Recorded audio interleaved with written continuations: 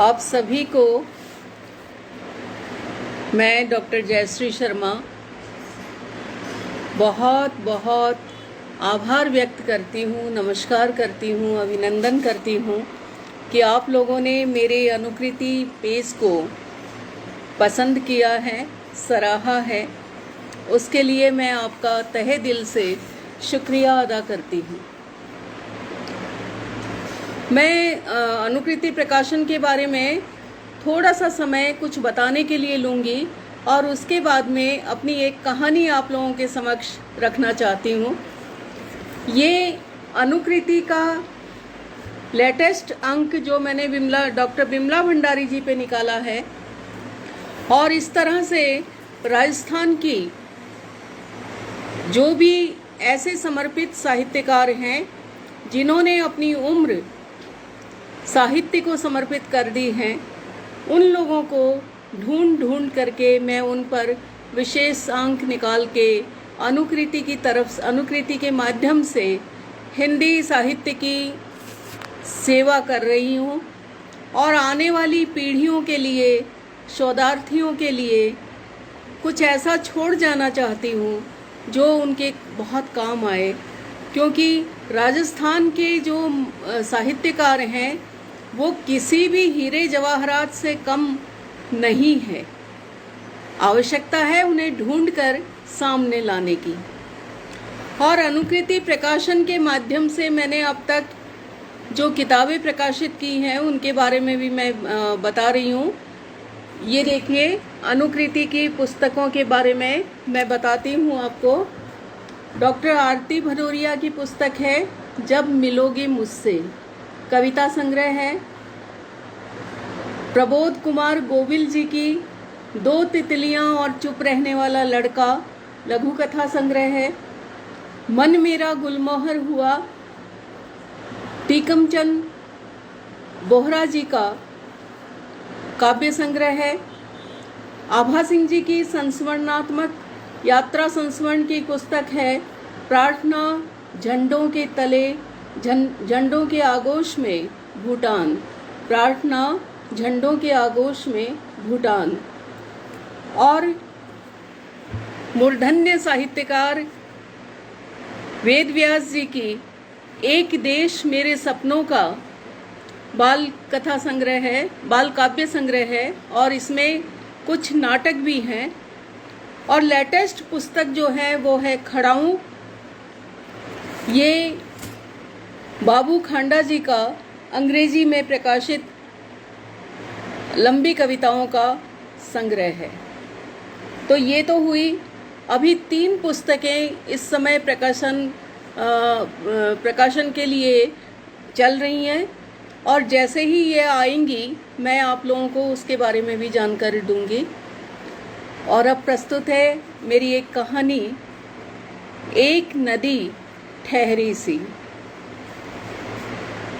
सुनिएगा, पसंद आए तो आशीर्वाद दीजिएगा। जब कई बार घंटी बजाने के बावजूद भी कोई उत्तर नहीं मिला तो मैंने हल्के से किवाड़ों को धकेला। वे भिड़े हुए थे सो खुल गए। गैलरी पार करके मैं सीधी कमरे में गई। खाट पर लेटी हुई मिसेस दत्ता कराह रही थी। मुझे देखते ही बैठने का इशारा किया और खुद अधलेटी हो गई। अरे, आपका बदन तो बुरी तरह से तप रहा है, कहाँ गए सब लोग? मैंने हाथ लगाकर माथा छूते हुए उनसे पूछा। होंगे यहीं कहीं, संक्षिप्त सा जवाब देकर वे फिर चुप हो गई। कमाल है, आपकी हालत देखकर मैं हैरान हूँ। बेटा, बहू, पोता, पोती और धर्माबाई आखिर गए कहाँ सब के सब? वो बहू तो पड़ोस में गई है, पोता पोती स्कूल गए हैं, और धर्मा बैठी होगी कहीं गप्पे मारने।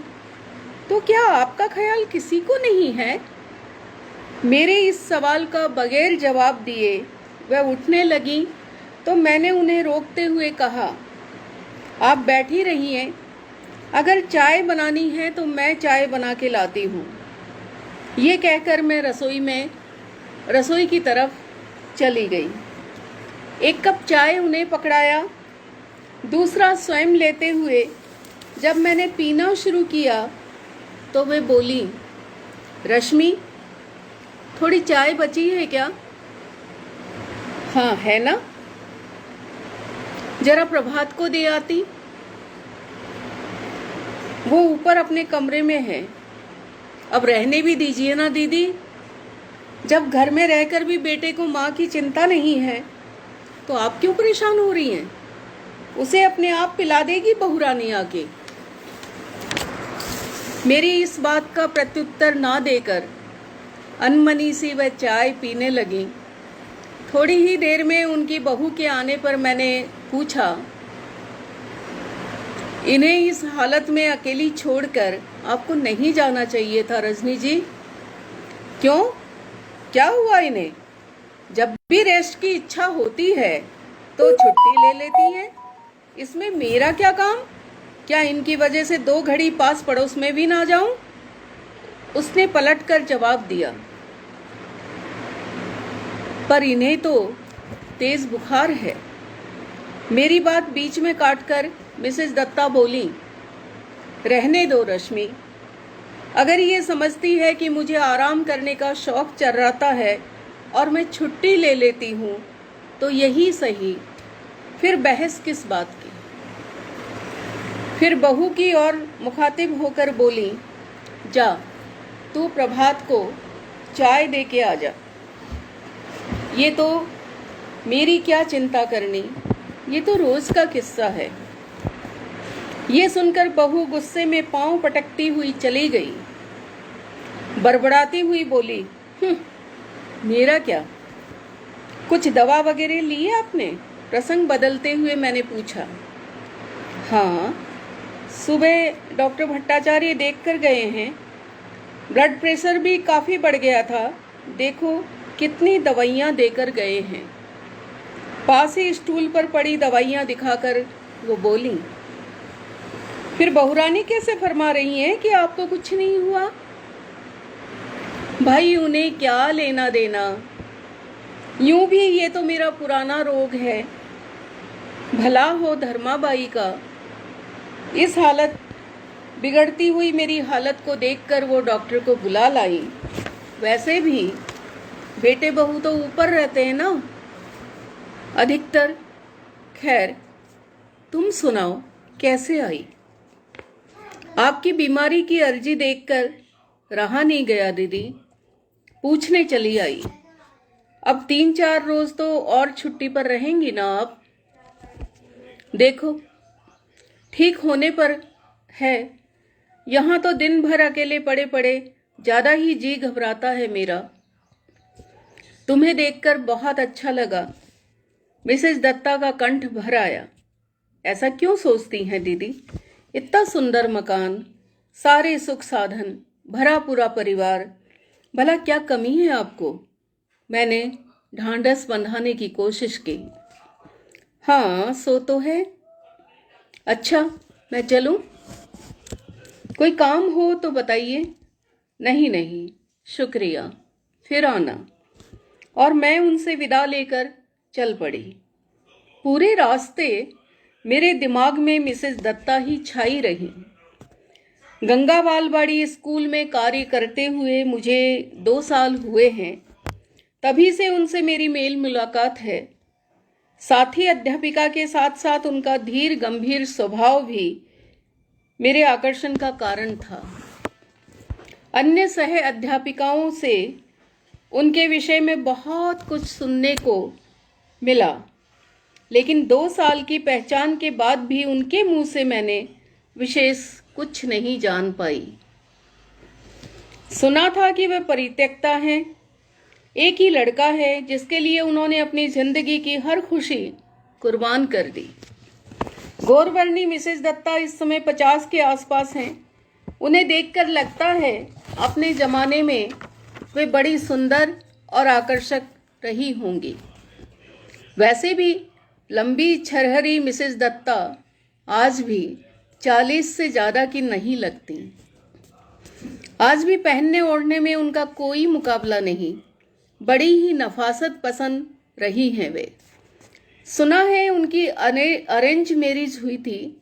मिस्टर दत्ता देखने में तो शरीफ घर का था, लेकिन कुसंगति के कारण निरा अधम निकला।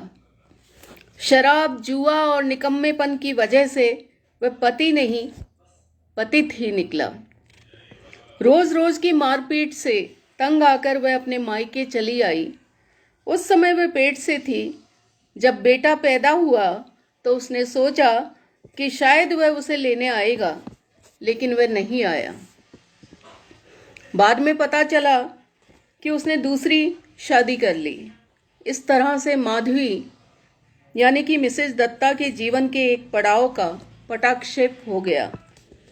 माँ बाप कुछ ज़्यादा समय जिंदा रहते तो शायद उसे परेशानी नहीं होती, लेकिन उनके गुजर जाने के बाद वे भाभियों के समक्ष नहीं टिक सकी।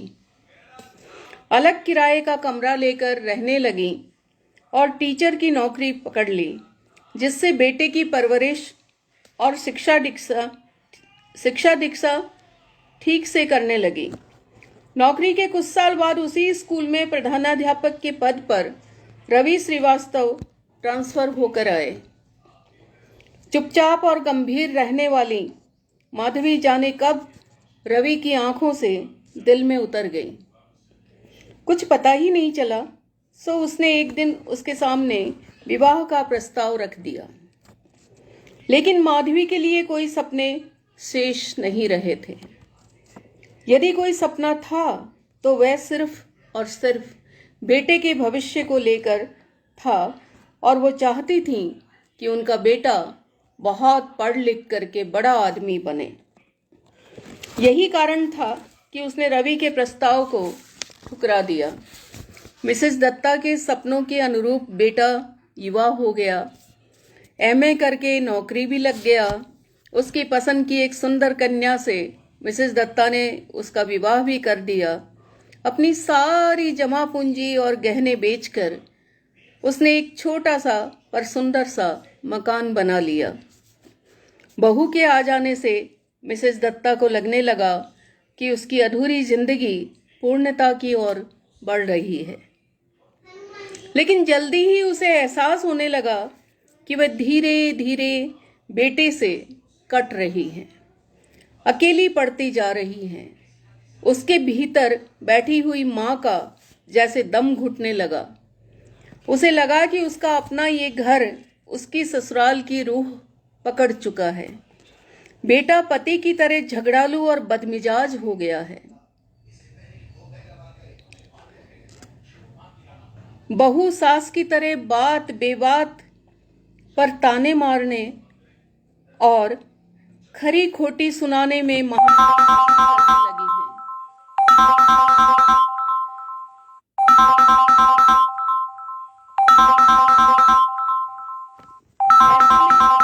रवि श्रीवास्तव का चेहरा उसके जेहन में लगा और वह एक अजीब तरह की निरीह करने लगी। जीवन धारा के लहरें कभी सुकून कभी पछतावे के रूप में क्यों किल्लोल करती रहती हैं, ये वह नहीं जानती थी। समय खिसकता गया और एक दिन वह दादी बन गई।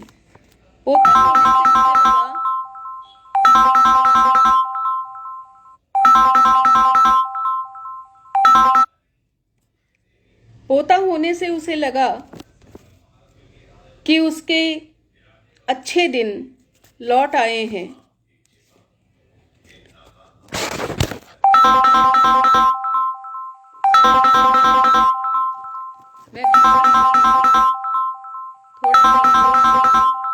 मैं फिर लौटती जल्दी ही। मैं माफी चाहती हूँ, कुछ अवरोध के कारण मैं फिर से आपके समक्ष प्रस्तुत हूँ। समय खिसकता गया और एक दिन वह दादी बन गई। पोता होने से उसे लगा था कि ईश्वर ने एक और प्रभात उसकी गोद में दे दिया है। उसके भीतर दम तोड़ती हुई माँ पुनः से पुनर्जीवित हो उठी। वह फिर माँ बन गई। यह एहसास उसे खुश रखने लगा। और जब पोती हुई तो उसे लगा कि उसकी शाखाएं नई उम्मीदों के साथ फूट रही हैं। जिंदगी उसकी झोली में पूर्णता भर रही है। उम्मीद और पूर्णता की कामना से आदमी हर दुख और पीड़ा सहन कर लेता है। यही बात उनके साथ है।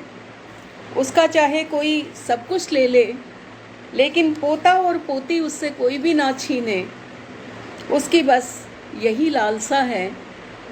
अगले ही दिन उसे स्कूल में पाकर मैं चकित रह गई। अरे दीदी, अभी तो आपकी तबीयत भी ठीक नहीं हुई और आप कुछ दिन तो और रेस्ट कर लेती। काहे का रेस्ट रश्मि? घर पर तो मेरा दम घुटने लगा है। कुछ एक साल रिटायरमेंट के बचे हैं। ईश्वर जाने कैसे गुजरेंगे बाकी के दिन।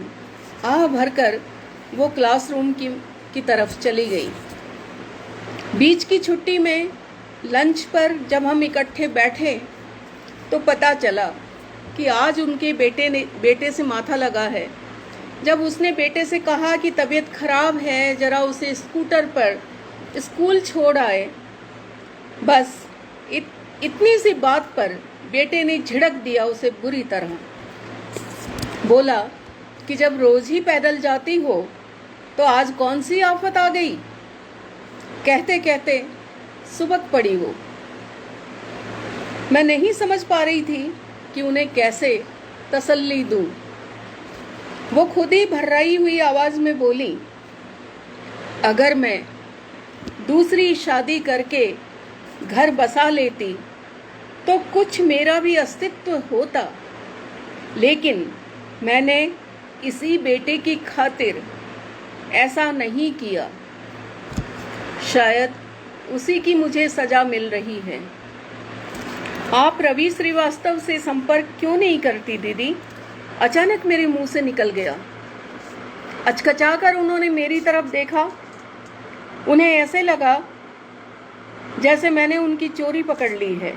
आंखों में आए भाव और आंसू पहुंचकर कहने लगी, मैं नहीं जानती थी कि तुम मेरे बारे में ये भी जानती हो। सुनो, रवि मुझे दिल की गहराइयों से चाहता था। बेटे सहित मुझे अपनाने को तैयार था, पर मैं ही करमजली नहीं मानी और वह मुझसे निराश होकर यहाँ से दूर, बहुत दूर चला गया। पर कभी कभार समाचार मिलते रहे। उसने शादी नहीं की। एकाकी जीवन ने उसे किसी गंभीर बीमारी से प्रताड़ित किया और उसी बीमारी का मरीज होकर वो तन्हा जिंदगी जीता रहा और शायद मुझे कोसता रहा। पिछले साल मुझे खबर मिली थी कि वह नहीं रहा। मरते मरते भी उसके होठों पर मेरा ही नाम था और उसकी बंद मुट्ठी में एक चिट्ठी, मेरे नाम की आखिरी चिट्ठी, जिसे उसका कोई दोस्त मुझे देकर गया था। अब बताओ मैं क्या करूं? और वो इस तरह बिलक उठी जैसे रवि की मौत पिछले साल नहीं, आज और अभी इसी वक्त हुई हो। बड़ी मुश्किल से मैंने उन्हें शांत कराया, पानी पिलाया। इतने में क्लास का घंटा बज गया और वह भारी कदमों से क्लासरूम में चली गई और मैं अपनी क्लास की ओर जाते हुए सोच रही थी कि जीवन की ललक अभी भी बाकी है उनमें।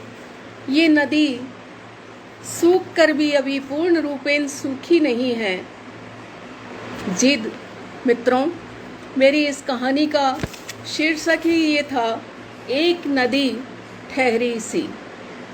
नहीं जानती कि आपको ये कहानी कैसी लगी है, लेकिन जैसी भी, अगर आपको जो भी प्रतिक्रिया हो आप बताएं तो मेरा हौसला बढ़ेगा और मैं कुछ और अच्छा लिखने की कोशिश करूंगी। वैसे मेरी 6 किताबें प्रकाशित हैं, जिसमें से 2 कहानी संग्रह है, 2 कविता संग्रह है, 1 गज़ल संग्रह है। और दुष्यंत कुमार पर मेरी पीएचडी को मैंने किताब के रूप में बदला है, और वो आलोचनात्मक पुस्तक है दुष्यंत कुमार एक अध्ययन नाम से। और आपको मैं बताऊं कि राजस्थान में मेरी पहली पीएचडी है दुष्यंत कुमार के संपूर्ण साहित्य पर। आप लोगों ने मुझे सुना, बहुत कल्पना जी इसमें जुड़ गई हैं। मैं कल्पना जी का बहुत बहुत आभार व्यक्त करती हूँ। और भी जो मित्र इसे सुनेंगे, जुड़ेंगे, और आप लोग जो मुझे इतना मान दे रहे हैं, पसंद कर रहे हैं मेरी इस अनुकृति प्रकाशन के इस पन्ने को, आप लोगों से मैं सुझाव भी चाहूँगी कि आप इसमें और मुझे बताएं कि मैं आप लोगों के लिए और क्या करूं। मैं अपनी रचनाओं का तो प्रसारण इसमें करूंगी ही, लेकिन मैं चाहती हूँ साहित्यिक गतिविधियों के बारे में भी मैं कुछ शुरू करूँ। आप गुणीजन, इतने प्रसिद्ध साहित्यकार लोग जो हैं, वो मुझे कृपया सुझाव देने का प्रयास करें तो मुझे बहुत खुशी होगी। नमस्कार सभी को, मेहरबानी आप लोगों की, धन्यवाद।